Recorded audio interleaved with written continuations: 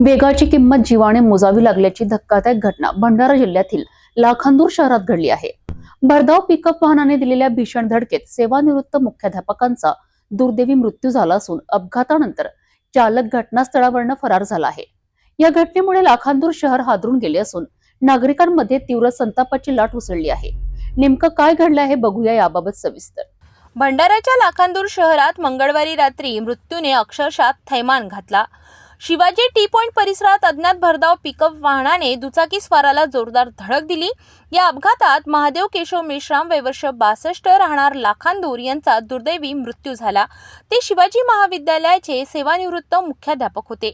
सविस्तर माहिती अशी की महादेव मेश्राम हे सायंकाळच्या सुमारास आपल्या दुचाकीने गावाकडे निघाले होते। त्याचवेळी चपराट लाखांदूर मार्गावर येणारा भरधाव पिकअप वाहनाने त्यांच्या दुचाकीला जबर धडक दिली। धडकेचा जोर इतका भीषण होता की मेश्राम हे थेट सिमेंट रस्त्यावर आदळले। डोक्याला गंभीर दुखापत झाली आणि ते रक्ताच्या थारोळ्यात कोसळले। अपघातानंतर माणुसकीला काळिंबा फासणारी घटना घडली। मदतीला धावण्याऐवजी पिकअप चालकाने वाहन न थांबविता घटनास्थळावरून पलायन केले। घटनेनंतर नागरिकांनी तात्काळ धाव घेत मेश्राम यांना लाखांदूर ग्रामीण रुग्णालयात दाखल केले, मात्र उपचारादरम्यान डॉक्टरांनी त्यांना मृत घोषित केले। ही बातमी पसरताच रुग्णालय परिसरात प्रचंड गर्दी जमली। शिक्षक, माजी विद्यार्थी, नागरिकांनी शोक व्यक्त करत निष्काळजी वाहन चालकाविरुद्ध कठोर कारवाईची मागणी केली।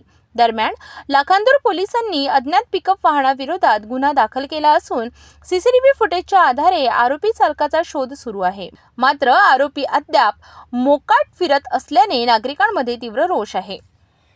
वेग, निष्काळजीपणा आणि बेदरकार वाहन चालकांचा आणखी एक बळी लाखांदूरमध्ये पाहिला आहे।